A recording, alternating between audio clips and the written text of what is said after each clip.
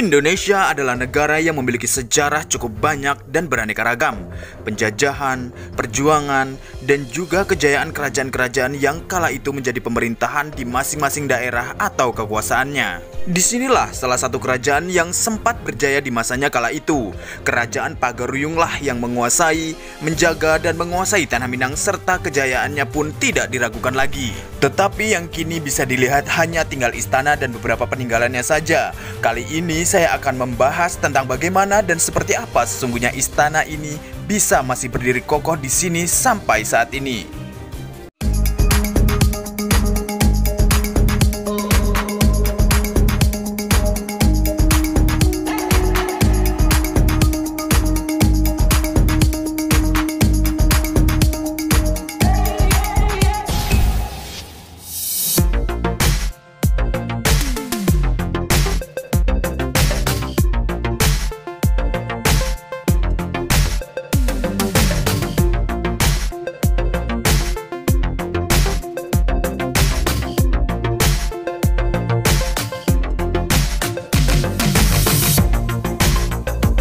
Istana Pagaruyung menjadi saksi dan bukti abadi kemegahan arsitektur dari pusat pemerintahan kerajaan di Tanah Minang.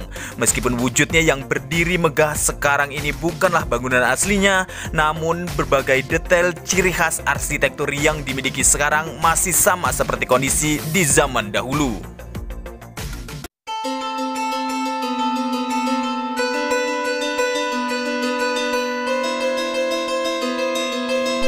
Istana Basa yang lebih dikenal dengan nama Istana Pagaruyung adalah sebuah istana yang terletak di Jalan Sultan Alam, Kecamatan Tanjung Mas, Kota Batu Sangkar, Kabupaten Tanah Datar, Sumatera Barat.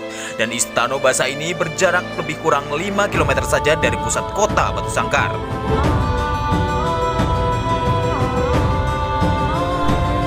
Istana Basa Pagaruyung yang dulu adalah merupakan kediaman dari Raja Alam sekaligus pusat pemerintahan dari sistem konfederasi yang dipimpin oleh Rajo Tigo Selo. Rajo Tigo Selo adalah 3 orang raja masing-masing terdiri dari Raja Alam, Raja Adat, dan Raja Ibadat yang merupakan berasal dari satu keturunan. Ketiga raja ini dalam berbagai tulisan tentang kerajaan Melayu Minangkabau ditafsirkan sebagai satu orang raja. Itulah sebabnya sejarah mencatat bahwa Raja Melayu sewaktu didatangi Mahisa Anabrang dari Singosari yang memimpin ekspedisi Pamalayu bernama Tribuana Raja Mauli Warmadewa. Arti kata tersebut adalah 3 raja penguasa bumi yang berasal dari keluarga Mauli Warmadewa. Antara anggota Rajo Tigo Selo selalu berusaha menjaga hubungan kekerabatan yang sangat dekat dengan cara saling mengawini dengan tujuan untuk memurnikan darah kebangsawanan di antara mereka.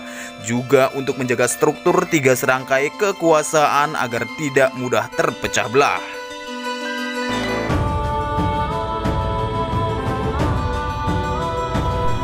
Istana ini memang merupakan replika dari bangunan asli yang kala itu dibakar Belanda pada tahun 1804. Bangunan istana ini berbentuk sebuah rumah panggung berukuran besar dengan atap gonjong berdindingkan kayu yang kokoh, berbentuk atap yang menjadi ciri khas dari arsitektur tradisional Minangkabau. Istana megah nan besar ini bertingkat 3 dengan 72 tiang-tiang kokoh yang menjadi penyangga utama. Terdapat 11 gonjong atau pucuk atap yang melapisi bagian atas dari bangunan ini.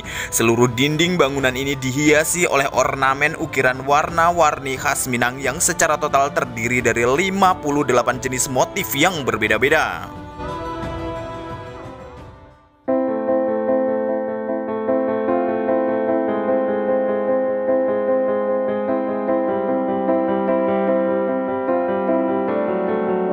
Tingkat paling bawah atau lantai dasar ini merupakan tempat aktivitas utama pemerintahan berupa sebuah ruangan besar yang melebar dengan area khusus sebagai singgasana raja di bagian ujung ruangan ini.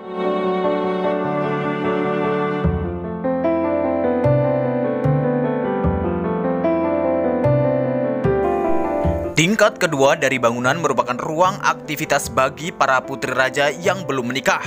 Besarnya ruangan ini sama dengan besar ruangan utama di bawahnya.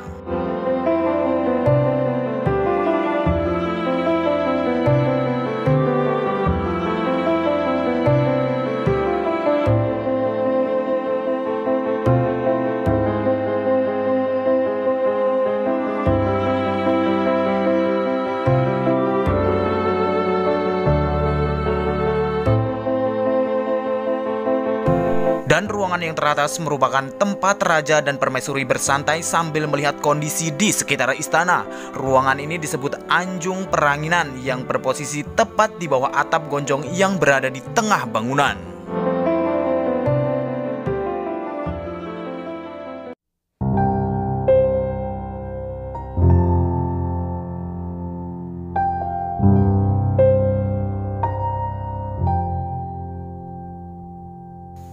Berbagai peninggalan-peninggalan kala itu seperti kain, guci, alat musik, senjata, dan masih banyak yang lainnya diletakkan di bagian tengah ruangan ini dengan ditutupi figura kaca agar pengunjung bisa melihat peninggalan-peninggalan dari istana kala itu. Dan di sini di bagian belakang singgasana terdapat 7 buah kamar sebagai tempat bagi para putri raja yang telah menikah.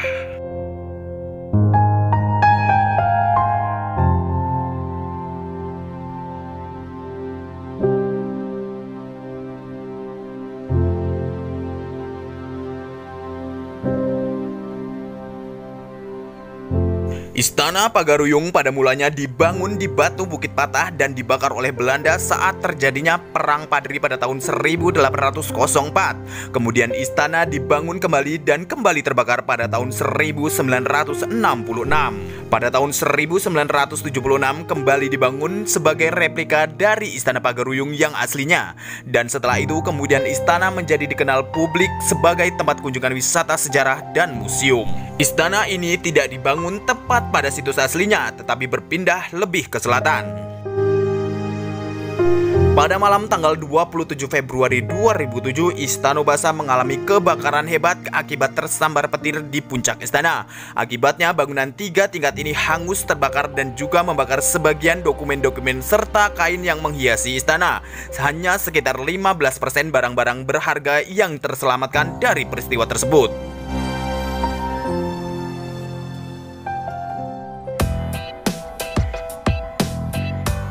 Demi menjaga sejarah dan faktor-faktor penting lainnya, akhirnya Istana Pagaruyung itu kembali dibangun dengan biaya pendirian kembali istana ini diperkirakan lebih dari 20 miliar.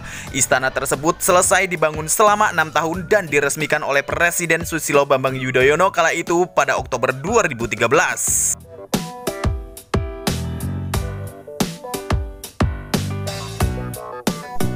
Istana Pagaruyung dibuka untuk kunjungan wisatawan mulai jam 8 pagi dan tutup pada jam 6 sore.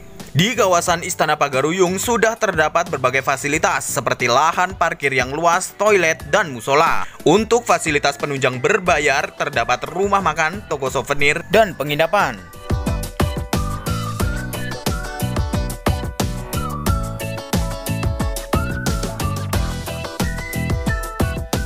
Sedangkan untuk fasilitas kegiatan wisata di Istana Pagaruyung juga tersedia local guide sebagai pemandu wisata, jasa fotografer, dan juga penyewaan pakaian adat.